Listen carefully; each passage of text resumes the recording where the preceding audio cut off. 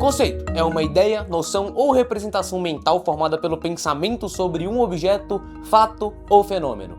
No nosso caso, no vídeo de hoje, videogames. Olá a todos, eu sou o Rafael Bonitinho Aura da Silva e hoje em dia é padrão a gente ver no meio de videojogos muitas conversas envolvendo subgêneros que são criados a partir de um jogo que faz parte de um gênero maior, mas que acaba se destacando muito nos seus micros, como por exemplo Dark Souls. Eu imagino que ele é um dos mais populares atualmente, criando o subgênero Souls-like, que no fim das contas é simplesmente um action RPG com o DNA que o Miyazaki injetou nas suas obras. E é claro que da forma que eu falei não passa de uma simplificação. Se a gente fosse aprofundar, dá pra perceber que Dark Souls é uma mistura. São vários elementos que estão presentes em outras obras e que também estão presentes aqui e que diferenciam ele dos outros jogos. Já existia anteriormente a câmera fixa, por exemplo. Já tinha o sistema de estamina, o level design interconectado. Nada disso nasceu aqui em Dark Souls, mas o resultado final é único. Por isso virou o que virou. E eu já sei, tá? Eu sei que nesse canal eu já falo muito de Dark Souls e tudo mais, mas é porque hoje em dia essa franquia é extremamente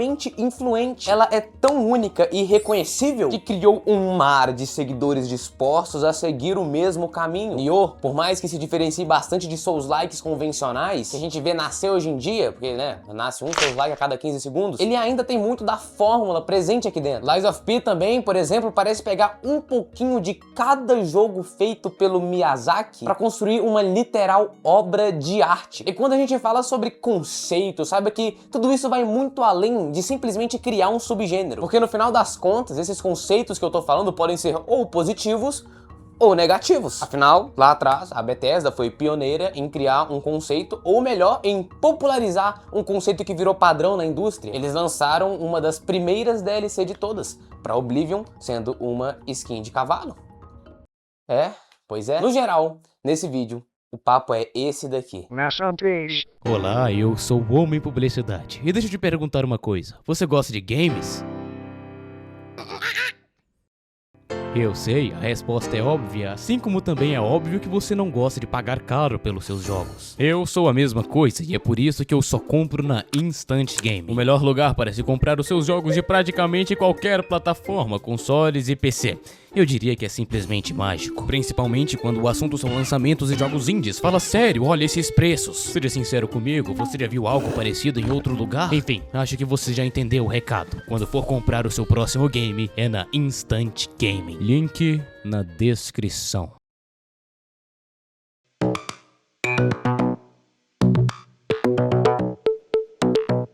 Um puto exemplo pra abrir esse vídeo de forma mais direta é Minecraft. Eu acho que ele precisa ser destacado aqui porque o que ele fez, de certo modo, é seguido por diversos jogos do gênero sobrevivência. Minecraft em si não criou o gênero, mas popularizou, por mais que ele já andasse sozinho no mundão antes do jogo quadrado. Mas a progressão que a gente vê aqui é repetida diversas vezes em outros jogos. Não sei se porque é único ou instintivo, mas se você perceber, em muitos games survival atuais, é extremamente comum que você comece batendo em uma árvore de uma forma completamente esquizofrênica. Principalmente esses jogos que seguem esse gameplay mais rústico, não algo como DayZ. Eu me refiro a uma parada que é mais natureza, vibes e por aí vai. E é sempre assim, você surge, pega madeira como recurso principal, cria uma bancada de trabalho e aí sim o jogo começa a andar com as próprias pernas e se desenvolver. E eu gosto de pensar sobre isso, porque se você olhar com mais atenção, você entende que pode até não ser fácil encarar a progressão de alguns desses jogos e entender como os elementos deles funcionam, mas entrar nesse tipo de mundo é muito simples e quase sempre se resume a bater em um tronco de madeira. E depois é o básico, tu vai pegar a madeira, vai construir a sua bancada de trabalho e aí sim você vai começar a entender o que tem separado aqui pra você. Eu consigo chamar esse começo de conceito também. Eu acho que agora sim vocês estão começando a pegar a ideia desse vídeo. Assim como eu também chamo de conceito outra coisa que é muito ligado ao Minecraft, mas que não é popular graças a ele. Eu tô falando dos mods, não esse daqui. Mods em geral. Esse daqui em específico eu não quero comentar sobre. Modificações de jogos é algo clássico hoje em dia. Muitos deles, por sinal, são conhecidos por consertarem jogos que deveriam funcionar corretamente, mas que não funcionam. Não é mesmo? Jogos da Bethesda em geral. Desde os anos 80, eles já existiam. E não tem um jogo em específico que eu consiga parar, pensar e falar: uau, esse cara popularizou as modificações. Porque de fato eram muitos. Talvez eu consiga, sei lá, pegar Doom e Quake e falar que eles eram os caras maneiros do pedaço quando o papo era mod. Porque a comunidade, querendo ou não, era extremamente atiçada aqui. Era mapa novo, era arma nova, era a porra toda. E por mais que esses caras sejam de fato diferenciados, eu acho que o cara, de verdade, o mais pica na parada foi o Counter-Strike. Ele não criou o conceito de mod, de certo modo, popularizou, porque tornou algo que já era grande em uma parada maior ainda, mas, além de tudo, de ser um mod de outro jogo chamado Half-Life, e ter nascido há literal mais de 20 anos, ele ainda assim consegue se manter relevante até os dias de hoje. Como, acredite se quiser, o jogo mais jogado da Steam. Eu já sei, tá? Eu sei que o CS atual não é o mesmo de anos atrás, mas a base dele é essa. E isso tudo nasceu como uma modificação há dezenas de anos atrás. Não se esqueçam disso. Lembrem-se, se literais dois nerds esquisitos em 1999 não tivessem pegado Half-Life como base e começado a cozinhar em cima disso, provavelmente um dos jogos competitivos mais importantes da história nunca teria existido. E olha que interessante, um ano depois que eles começaram a trabalhar em Counter-Strike, lá em 2000, a Valve foi lá e contratou os dois bizonhos que fizeram a modificação de Half-Life, o CS, adquiriu os direitos do jogo e aí sim começou a trabalhar em uma das maiores minas de dinheiro que já existiram. Imagina a nota que a rapaziada da Valve não tira só fazendo a galera que joga esse jogo aqui abrir caixinha. Uma chave é 12 reais. Tudo isso pra você abrir essa porra aqui, começar a ver aquela dopamina no teu cérebro e você conseguir uma incrível skin de 2 reais. Experiência própria, isso não é legal. Como eu falei, o conceito mod realmente vai além do CS, mas ele é provavelmente o melhor exemplo pra se usar aqui. Eu posso usar exemplos mais clássicos também. Posso vir aqui e mencionar de novo o Doom ou Wolfenstein 3D e falar que eles criaram o conceito do FPS. Posso ir mais além e falar de Dota com o conceito do MOBA, mas eu não quero só ficar falando de coisa boa e coisa que todo mundo ouviu. Vamos falar de uma coisa ruim também? Vem pra cá. Ubisoft! Uma salva de palmas, pessoal. Nenhuma palma? Enfim, o conceito de mapa cheio de checklist pra se fazer eventos ridículos e desinteressantes, eu acho que dá pra se dizer que nasceu daqui, né? Não é à toa que sempre que um jogo segue esse padrão, a rapaziada fala que é um jogo Ubisoftizado. Nem sendo pioneiro no bagulho, vocês se salvam. Vamos falar de outra coisa. Que tal a câmera sobre o ombro? Se for esse tópico, eu coloco na mesa o Resident Evil 4, criador dela. Antes desse jogo, nós já tínhamos vários tipos de câmera que funcionavam. Tinha a câmera fixa, que já era padrão da própria franquia Resident Evil. Ela era um tipo de câmera específica, que por mais que hoje em dia o pessoal costuma olhar pra ela e ver como algo arcaico e velho, era muito funcional e eu digo mais, era muito boa. Dependendo de como ela foi implementada nos dias de hoje, ela segue sendo muito boa. E outra, eu diria que ela afetava diretamente o level design do jogo. Uma câmera fixa não é só colocar um ponto de visão em um cômodo e isso aí. Nada disso, vai além. Ela precisa destacar os inimigos pra você não acabar sendo pego de desprevenido. Ela precisa destacar os itens chaves e ainda por cima destacar o jogador. Você não pode se perder aqui e em Resident Evil funcionava perfeitamente. A gente também tinha a clássica câmera em terceira pessoa mais distante. Não tem muito o que se falar sobre ela, sempre funcionou bem. Tem a primeira pessoa, onde o jogador vê diretamente pelos olhos do personagem e basicamente era isso. Até Resident Evil 4 aparecer e juntar câmera, mira e combate de uma forma extremamente específica. A câmera desse jogo fica bem próxima do Leon, ligeiramente atrás e acima do bota de franja. E quando você mira, a câmera se posiciona para colocar a arma e o alvo no centro da composição. E eu sei que isso parece algo meio banal hoje, né?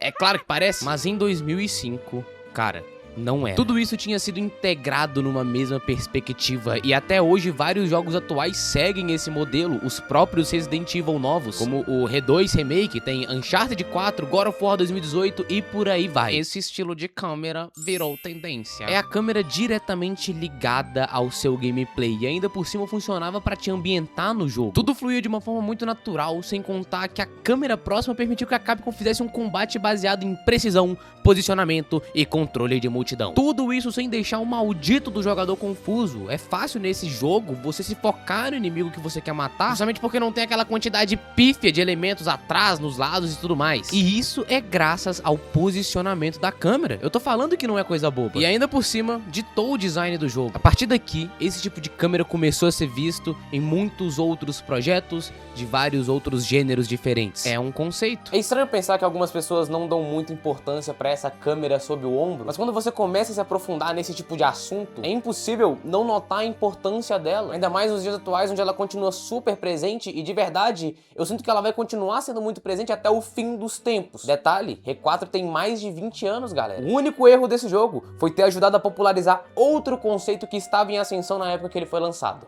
os malditos Quick Time Events.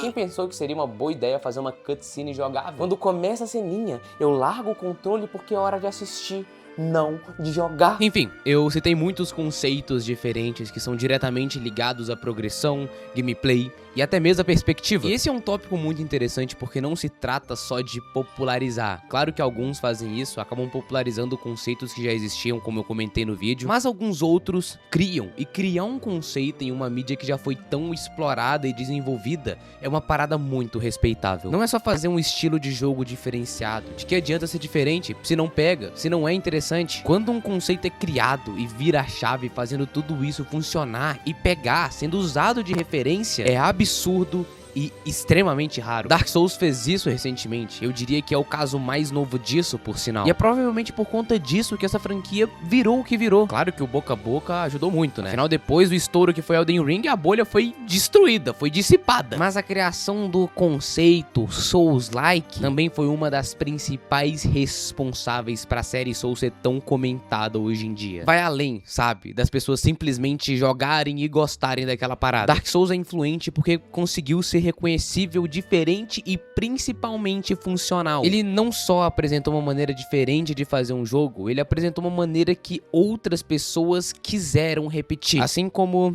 todos esses outros caras que eu citei nesse vídeo.